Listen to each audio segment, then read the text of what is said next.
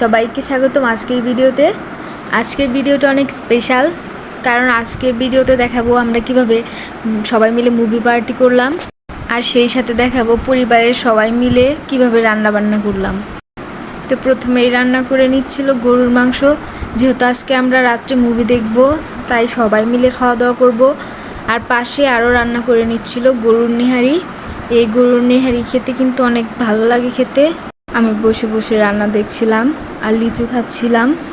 লিচু খেতে কিন্তু আমার অনেক বেশি পছন্দ। আর এরপরে আমি খেয়ে নিব কষানো মাংস। কষানো মাংস খেতে আমি আরও অনেক বেশি পছন্দ করি। যখনই মাংস রান্না করা হয় আমি অমনি কষানো মাংস খেতে বসে পড়ি। আর সাথে একটা নেহারিও নিয়ে নিয়েছিলাম। তরকারির কালারটা কিন্তু অনেক সুন্দর হয়েছে।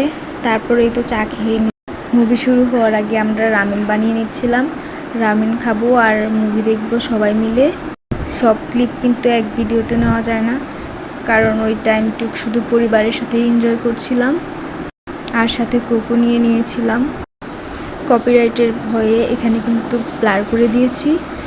আর যেহেতু বড়রা সবাই ছিল, তাই সব ক্লিপ আর নিতে পারিনি।